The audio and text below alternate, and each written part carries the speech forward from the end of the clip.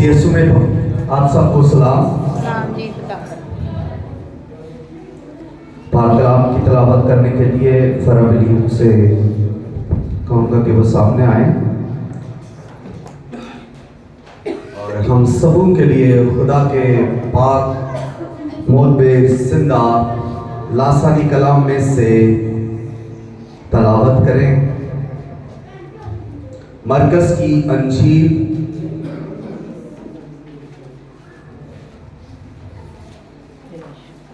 उसका चौथा बाब 35वीं आयत से 41वीं आयत तक।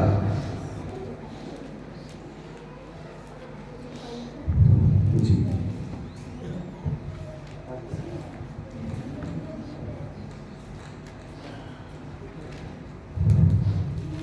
मरकज़ की अंजील उसका चौथा बाब उसकी 35 से 41 आयत। उसी दिन जब शाम हुई तो उसने उनसे कहा, आओ पार चलें। और वो भीड़ को छोड़कर उसे जिस हाल में वो था कश्ती पर साथ ले चले, और उसके साथ और कश्तियां भी थीं। तब बड़ी आंधी चली और लहरें कश्ती पर यहाँ तक आई कि कश्ती पानी से भरी जाती थी, और वो खुद पीछे की तरफ गद्दी पर सो रहा था। बस उन्होंने उसे झुकाकर कहा, ए उस्ताद, क्या तुझे फिक्र नहीं कि हम हलाक हुए जाते हैं? उसने उठकर हवा को डांटा और पानी से कहा, साकत हो और थम जा। बस हवा बंद हो गई और बड़ा अमन हो गया। फिर उनसे कहा, तुम क्यों डरते हो? अब तक ईमान नहीं रखते? और वो नहायत डर गए और आपस में कहने लगे, ये कौन है कि हवा और पानी भी उसका हुक्म मानते हैं? खुदा के पाक कलाम पढ़े और सुने जाने पर खुदावंद का शुक्र।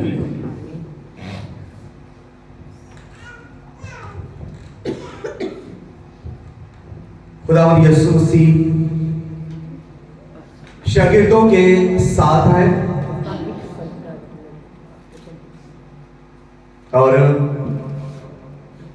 शाम का वक्त है। जब शाम का वक्त है तो वो कश्ती में सवार होकर झील पर जा रहे हैं।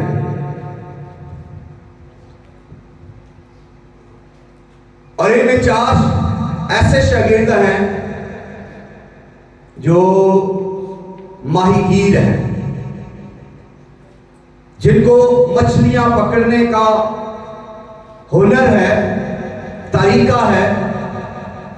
वो माहीगीर और अब वो यीशु मसीह के शागिर्द हैं, अब वो यीशु मसीह के साथ हैं।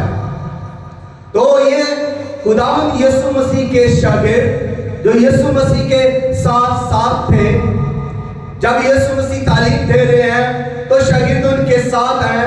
जब यीशु मसीह शिफा दे रहे हैं तो ये शागिर्द यीशु मसीह के साथ हैं।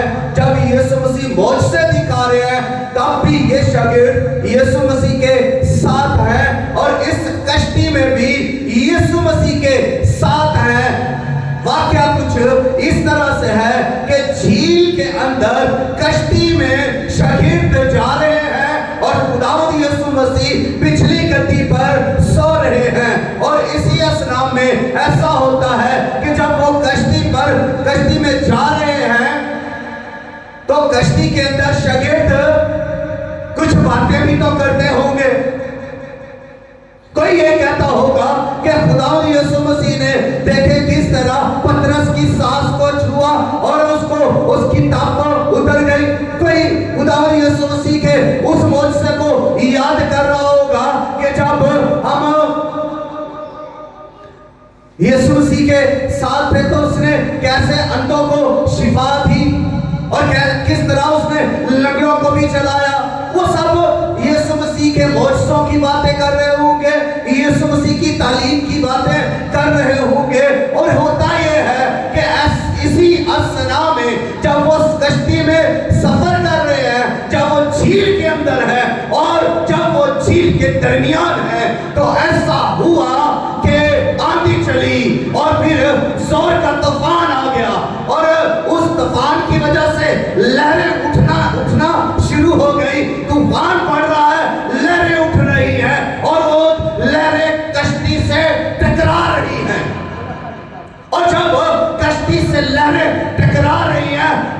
हचकोले खा रही है, कश्ती जो है वो डूबने के करीब है। उस कश्ती के अंदर पानी भर आया है, लहरें उठ रही हैं, मौजें उठ रही है और तूफान तेज है। जब तूफान तेज है तो पानी कश्ती के अंदर आ गया। अब कश्ती में भी पानी है, कश्ती के बाहर भी पानी है।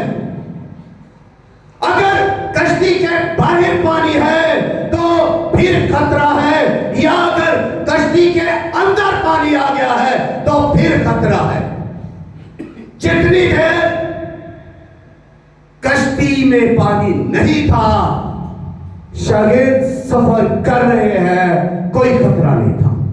जब पानी कश्ती के अंदर आ गया है तो फिर खतरा पैदा हो गया। फिर शागिर्द उस पानी को निकालने लगे, उस पानी को वो अपने मुख्तलिफ तरीकों से निकालने लगे, क्योंकि उन्हें कश्ती बचानी थी कि कश्ती डूब ना जाए। उन्हें अपने तरीके इस्तेमाल किए। शागिर्दों ने पानी बाहर निकालना शुरू किया। कोई हाथों से पानी निकाल रहा होगा तो कोई अपना कपड़ा भिगोकर उसको पानी निकालना बाहर निचोड़ रहा होगा, और फिर उसको और कुछ और तरीकों से भी कश्ती से पानी निकाल रहे होंगे। लेकिन 4 शागिर्द जो उनमें माहिर थे, वो तो ऐसे कई तूफानों से भी टकराए होंगे। जब वो मछलियां पकड़ा करते थे तो उस वक्त उसी झील के अंदर तूफान भी तो आते थे। तो वो सोचते होंगे कि हम कश्ती को बचा लेंगे, हम इसको हैंडल कर लेंगे। किसी ने खुदावंद यीशु मसीह को नहीं जगाया जो पीछे गद्दी में सो रहे हैं। किसी ने खुदावंद को आवाज नहीं दी। सब अपनी कोशिश से कश्ती को बचा रहे थे, सब पानी निकालने में लगे हुए हैं। और ये 4 जो माहिर थे, ये भी तो अपनी ट्रिक्स, अपना तजर्बा आजमा रहे थे। लेकिन जब पानी बढ़ता जा रहा है, तूफान बढ़ता जा रहा है, लहरें बढ़ती जा रही है, खतरा बढ़ता जा रहा है, बैरल बढ़ता जा रहा है, खदशा बढ़ता जा रहा है और हलाकत पैदा हो रही है। जब वो बेबस हो गए, जब वो बेकस हो गए तो फिर भागे भागे खुदावंद यीशु मसीह के पास आकर कहते हैं, ए उस्ताद, क्या तुझे फिक्र नहीं कि हम हलाक हुए जाते हैं? चिल्ला उठे। तूफान देखा, लहरें देखी, डर गए। कौन नहीं डरता? इस दुनिया के अंदर हर शख्स डरता है। कोई ऊंचाई से डरता है, कोई पानी को देखकर डरता है, कोई आग को देखकर डरता है, कोई किसी बड़े शख्स को देखकर डर जाता है, कोई किसी के बड़े नॉलेज को देखकर डरता है। हर इंसान डर जाता है।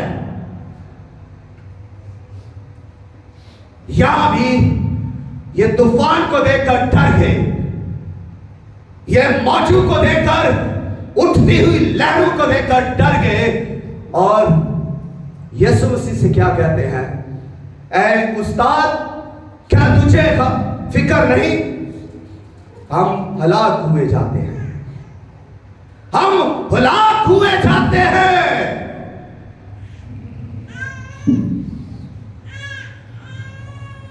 एक खादम था,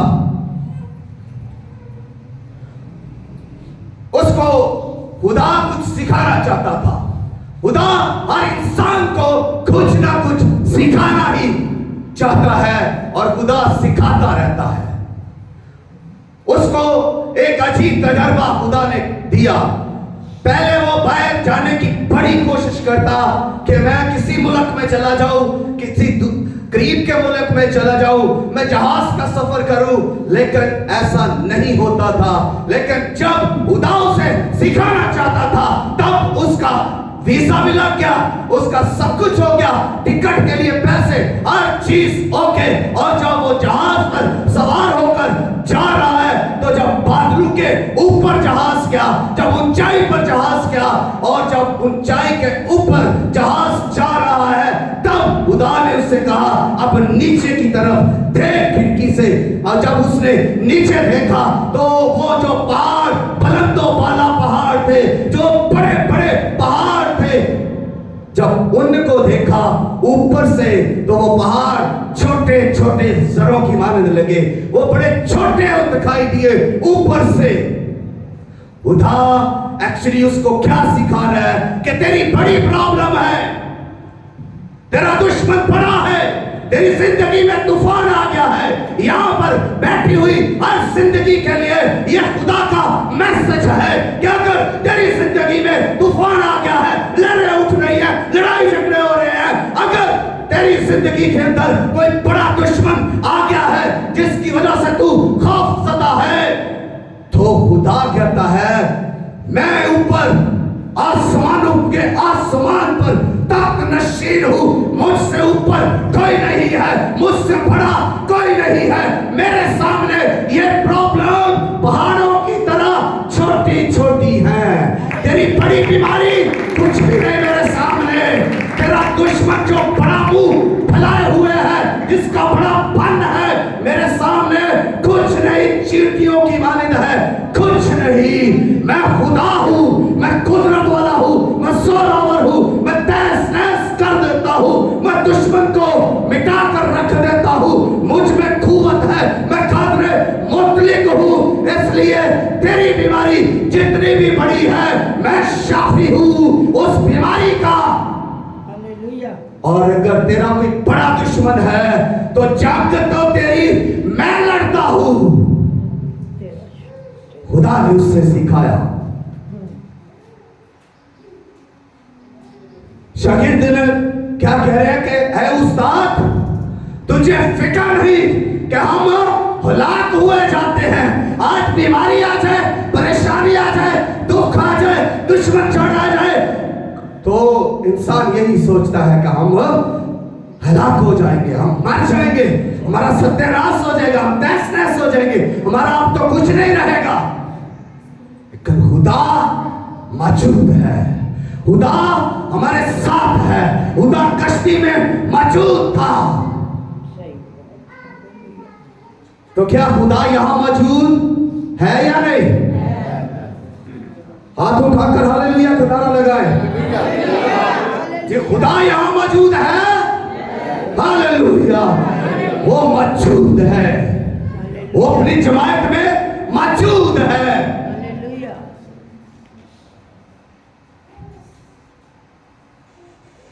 अलीशा नबी और उसका एक शागिर्द जिहाजी दोनों छुपकर एक गार में चले गए। पहाड़ के अंदर गार है और वो छुपकर उसमें छुप गए हैं। शाहे अराम की फौजें उनका पीछा कर रही हैं और ऐसा हुआ कि उस पहाड़ को शाहे अराम की अफवाज ने, फौजियों ने घेर लिया, रथों ने घेर लिया उस पहाड़ को चारों तरफ से। उसके सिपाहियों ने घेर लिया, वो तलवारों के साथ और घोड़ों के साथ उन्होंने उस पहाड़ को घेर लिया जहां अलीशा नबी और उसका शागिर्द जहाजी छुपा हुआ था।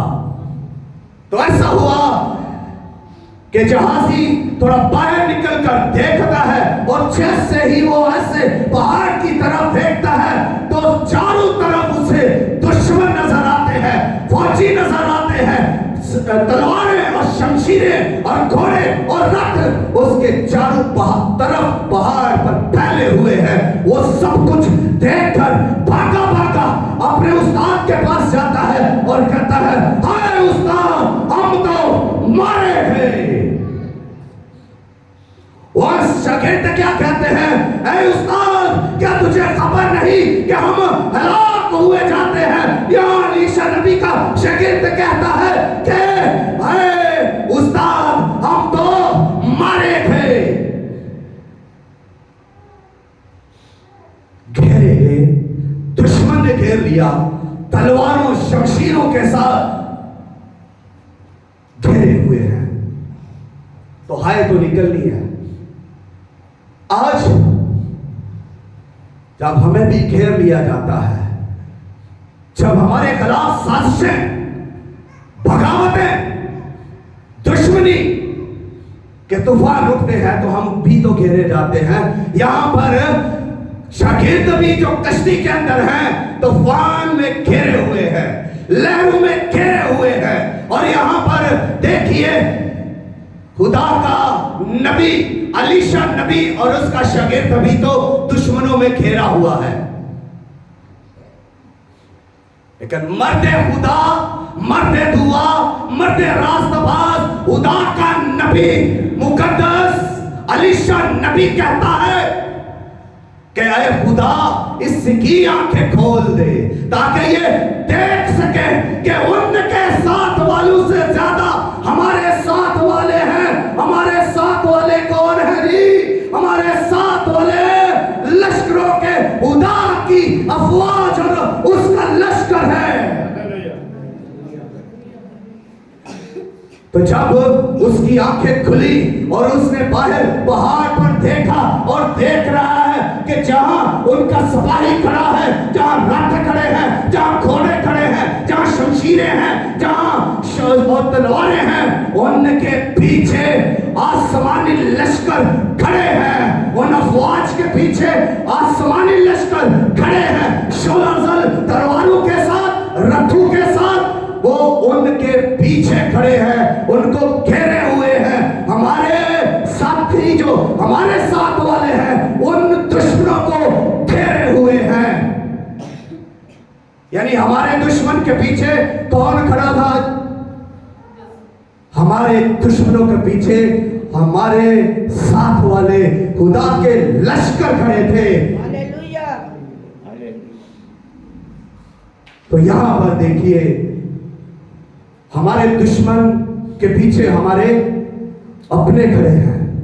हमारा दुश्मन कितना ही चालाक हो, हमारा दुश्मन कितना ही बड़ा हो, खौफ करने की जरूरत नहीं, डरने की जरूरत नहीं। उस दुश्मन को हमारा खुदा जो लश्करों का खुदा, जो परवरदिगारे आलम, अल्लाह मुश्किलात, मुश्किल किशा, कदूस व बरहक, जलाली पाक मुकद्दस खुदा जो अपनी कुदरतों में बेमिसाल और अपनी हशमत में आला और अपने रौब और दबदबा में बाकमाल है, वो उस दुश्मन को घेरे हुए है। वो दुश्मन अब तक नहीं पहुंच सकता, मिटाकर खुदा रखेगा उसे, क्योंकि हमारी ढाल, हमारी पनाह हमारा खुदा है। हम उसमें ही छुपते हैं क्योंकि वो हमारी पनाह है, हमारा जोर है और हमारी निजात की चिटान है। हम उसी में छुपते हैं और उसी में पनाह लेते हैं।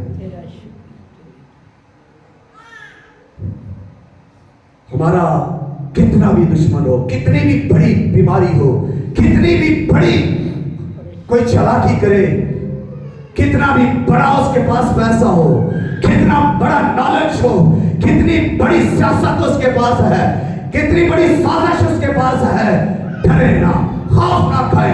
आपके साथ खुदा है हालेलुया। जो सबसे बड़ा है, वो आपके साथ।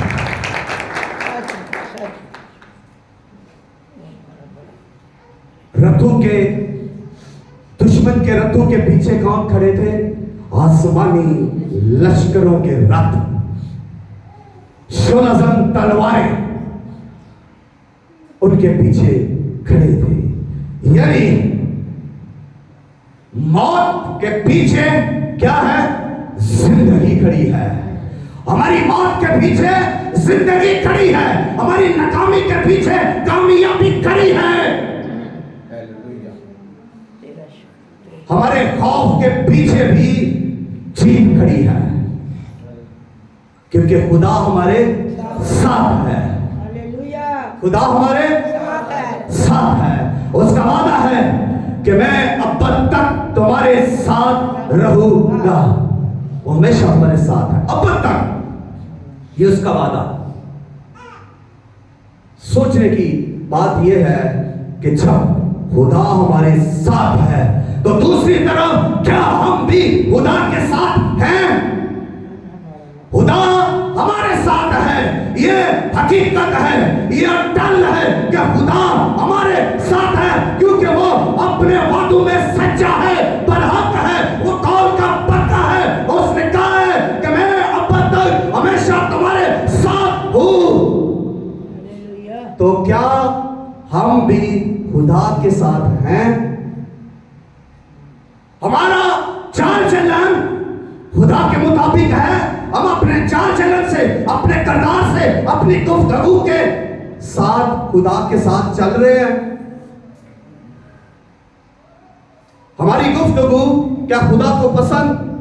हमारा चाल चलन, हमारे रवैये, हमारी आदत खुदा को पसंद है? खुदा रास्ता है। खुदा बोलिए रास्ता है तो वो रास्तबाजों के साथ है। खुदा पाक है तो वो पाक लोगों के साथ है। और खुदा यही चाह रहा है कि उसके लोग पाक हो, रास्त हो। तो खुदा रास्तबाजों के साथ है, जो उसकी मर्जी पर चलते हैं, जो अपने आप को उसके कदमों में रख देते हैं। अलीशा नबी ने खुदा की मर्जी के मुताबिक हिकमत की, खुदा के मर्जी के प्लान के मुताबिक चलता रहा। वो खुदा के साथ चल रहा था तो दुश्मन जब घेरा, खुदा ने उनकी मदद की। खुदा उनके साथ था क्योंकि वो खुदा के साथ है। इधर खुदावंद यीशु मसीह जो गद्दी पर सो रहे थे, उठे और उठकर उन्होंने हवा और पानी को डांटा तो वो साकत हो गई, तूफान की जान निकल गई, बड़ा अमन हो गया, लहरें थम गई, कश्ती में पानी तक न रहा, सुकून हो गया, हलाकत खत्म हो गई, वो तबाही खत्म हो गई। जिस तूफान के सबब से ये था, तूफान ही न रहा तो वो सब कैसे रह सकते?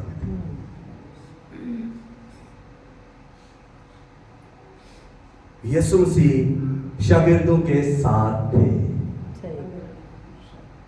क्योंकि शागिर्द यीशु मसीह के साथ थे। शागिर्द यीशु मसीह के साथ थे, इसलिए खुदावंद यीशु मसीह उनके साथ थे। कश्ती के अंदर उनके साथ थे। जितनी भी प्रॉब्लम्स हो, कितनी भी बड़ी प्रॉब्लम हो, कितना भी बड़ा खतरा हो, बड़ी बीमारी हो, बड़ी हलाकत हो, कोई हमारी जिंदगी की कश्ती को तबाह नहीं कर सकती। इसलिए कि जब हमारी जिंदगी की कश्ती के अंदर खुदावंद यीशु मसीह अपनी हशमत, अपनी चाहत, अपनी कुदरत, अपनी मोहब्बत, अपने इख्तियार और अपने प्यार के साथ मौजूद है, तो फिर कौन सा तूफान और कौन सा दुश्मन हमारी इस जिंदगी की कश्ती को बर्बाद करेगा? खुदावंद यीशु मसीह अपने कौलों, अपने कलाम में कुदरत वाले हैं। हालेलुया। यीशु ने सिर्फ उस तूफान से इतना कहा, थम जा, साकत हो, बस अमन हो।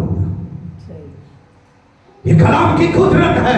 इससे पहले वो शागिर्दों ने यीशु मसीह के बहुत सारे मौजज़े देखे थे।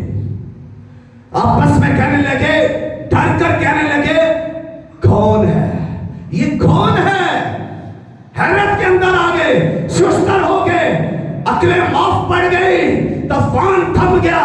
इससे पहले उन्होंने तो तप उतरते देखा था, किसी अंधे को शिफा देते हुए देखा था, किसी लंगड़े को चलाते हुए देखा था। इससे पहले उन्होंने तो यीशु मसीह के ऐसे मौजज़े देखे थे।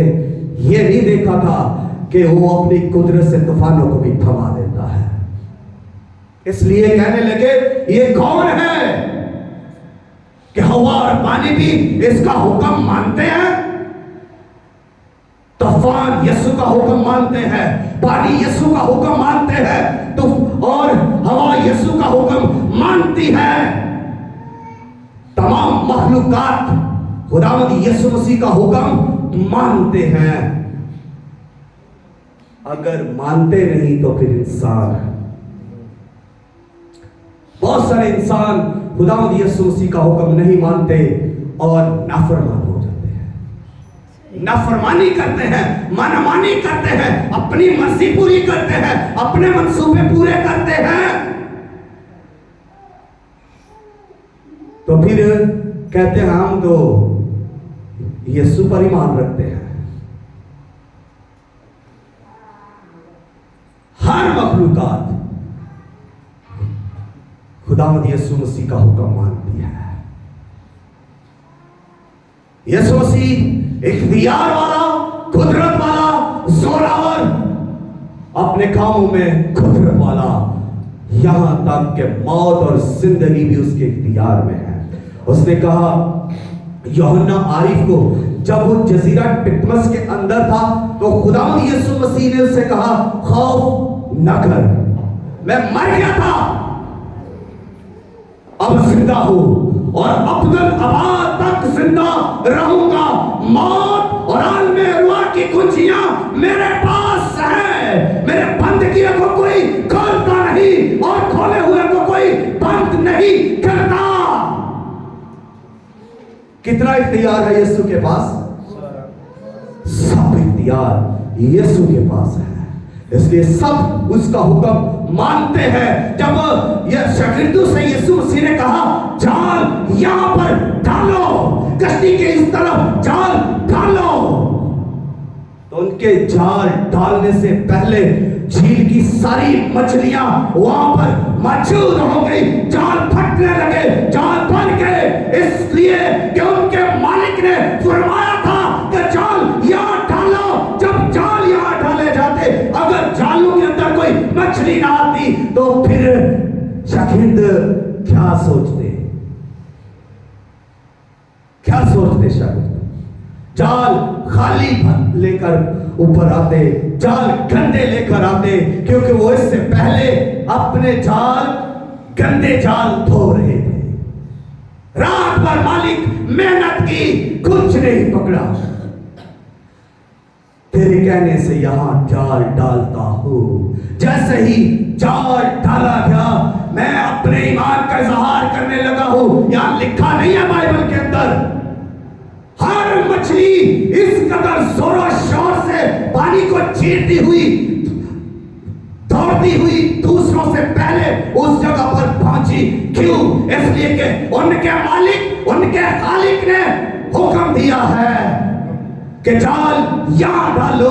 तो हर एक की ख्वाहिश मछली की यह थी कि मैं अब पहले इस जाल के अंदर आऊं। तो जरा हम अपने ऊपर निगाह दौड़ाएं।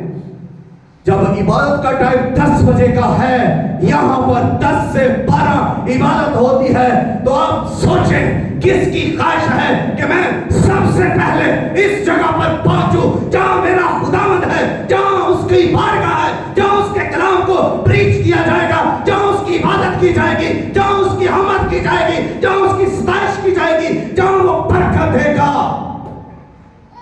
तो क्या हमारी ख्वाहिश है कि हम सबसे पहले ठीक 10 बजे यहां पर पहुंचे? तो हम कितने वफादार हैं?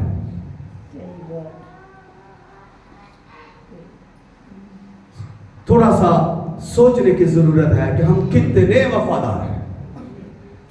अगर हम वक्त पर चर्च ही नहीं आ सकते तो यहां से अंदाजा कर लें हम कितने खुदावंद के वफादार हैं, उसका कितना हुक्म मानते हैं, उसके हुक्मों पर कितना चलते हैं।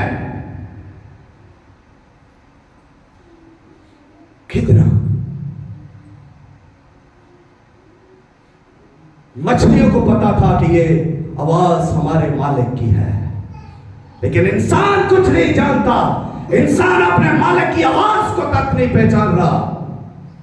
बाइबलें घर में पड़ी रहती है, कोई पढ़ने की जिसारत नहीं करता, कोई सीखने की जुर्रत नहीं करता कि बाइबल के अंदर खुदा के बेटे यीशु मसीह की आवाज क्या है। सीखना है, हमें सीखना है और सीख कर उस पर अमल करना है। फर्माबरदारी जब तक नहीं होगी, जब तक हम फर्माबरदारी नहीं करेंगे, तो फिर इसका उल्टा लफ्ज क्या है? नाफरमानी रहेगी। तो हम कब तक ऐसे रहेंगे? कब तक ये होता रहेगा? फिर लोग कई दफा कहते हैं जी बहुत दुआएं की हैं, बड़े पास्टरों से दुआएं की हैं, हमारी कमजोरी नहीं जा रही, हमारी बीमारी नहीं जा रही, हमारे हालात नहीं बदल रहे, हमारी जिंदगी के वो जो तूफान आए हुए हैं वो खत्म नहीं हो रहे। तो फिर वही बात, खुदावंद को फिक्र नहीं। शागिर्दों ने भी ये कहा कि उस्ताद क्या तुझे फिक्र नहीं? कहीं हम भी तो यही नहीं कह देते, दुआएं सुनी नहीं जा रही, हालात बदल नहीं रहे, खुदा ते साडी सुनता नहीं। यही अल्फाज फिर हम मायूसी में कह रहे होते हैं। जब शागिर्दों ने अपना सब कुछ कर लिया तो आखिरकार वो यीशु के पास आकर